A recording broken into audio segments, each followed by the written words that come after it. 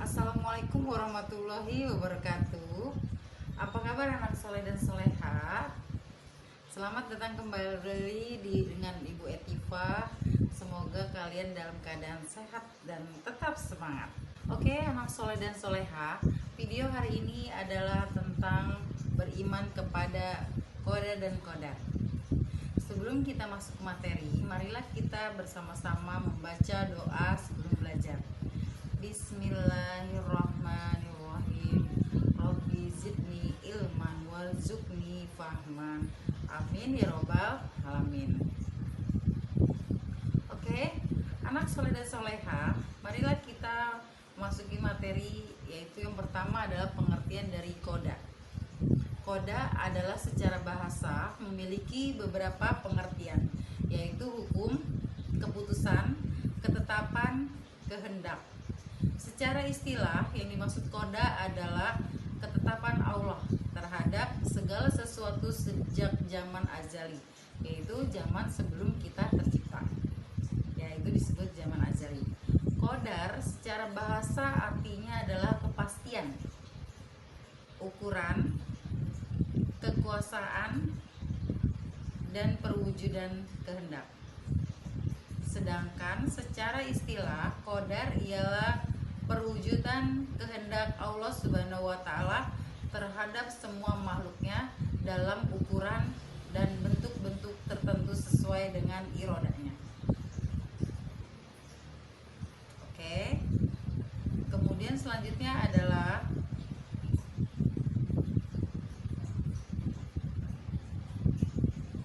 antara koda dan kodar terdapat hubungan erat dan merupakan satu kesatuan.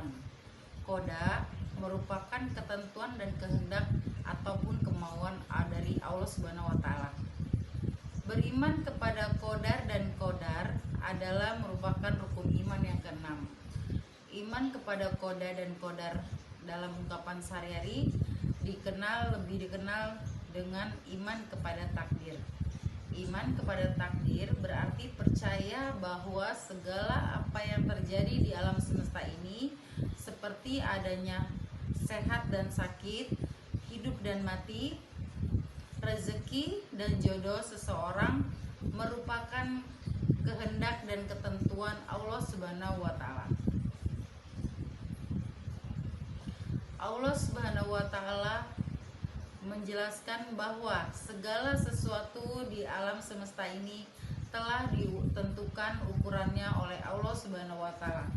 Ini terdapat di dalam surat Ar-Ra'd ayat 8 sebagai berikut, yaitu koda dan kodar atau takdir dibagi dua, yaitu yang pertama adalah takdir mualak, yang kedua adalah takdir mubram.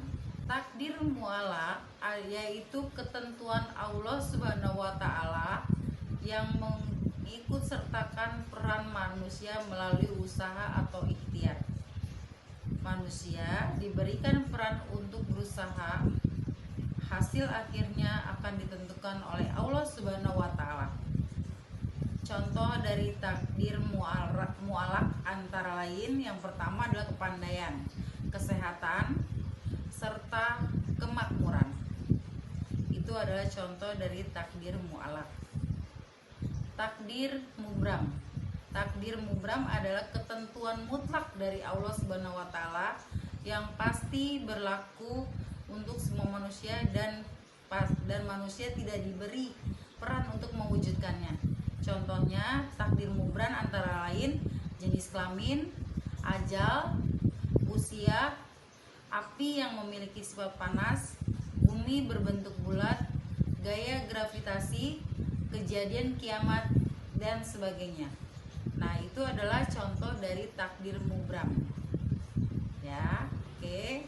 Semoga sampai sini paham anak soleh dan soleha, yang membedakan koda dan kodar itu apa saja.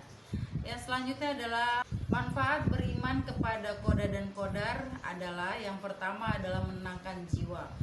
Ketika kita sudah tahu apa itu koda dan kodar, yaitu ketetapan yang telah Allah berikan, baik itu ketetapan yang tidak bisa dirubah maupun yang bisa dirubah. Jadi hati kita semakin tenang bahwa yang kita lakukan di dunia ini adalah semata-mata hanya untuk mencari ridho dan ibadah kepada Allah Subhanahu wa taala. Jadi kita semakin tenang, kita semakin tenang melakukan semua kegiatan ataupun aktivitas, kita pasrahkan hasilnya oleh Allah Subhanahu wa taala. Yang kedua adalah senantiasa bersikap sabar dan syukur. Nah, ini juga penting bahwa kegiatan ataupun apa yang kita lakukan di dunia ini, hendaklah kita berusaha dengan bersikap sabar dan selalu bersyukur dengan apa yang sudah kita miliki. Yang ketiga adalah menumbuhkan sifat optimis. Nah, ketika kita sudah mengetahui apa itu qada dan qadar, kita semakin ke depan semakin selalu beroptimis, ingin lebih baik lagi untuk melakukan ibadah. Ya, yang keempat adalah menjauhkan diri dari sifat sombong. Jadi apapun kita sebagai makhluk ciptaan Allah, hendaklah kita tidak boleh menyombongkan diri, karena jika kita sombong ataupun kita tidak baik kepada orang lain, kita akan mati juga, dalam artian tidak akan hidup selama-lamanya. Ya, maksud ibu seperti itu. Jadi untuk itu anak soleh dan soleha ibu, kita sebagai makhluk ciptaan Allah, kita tidak boleh menyombongkan diri. Hanya Allah yang bisa sombong, karena Allah yang menciptakan segalanya dan Allah yang maha mengatur. Oke, anak soleh dan soleha, demikianlah materi hari ini. Semoga dapat bermanfaat dan jangan lupa tetap semangat dan tidak pernah meninggalkan sholat 5 waktu ya. Oke, mari kita tutup dengan membaca hamdalah bersama-sama. Alhamdulillahirabbil alamin. Billahi taufiq wal hidayah. Assalamualaikum warahmatullahi wabarakatuh. Sampai jumpa.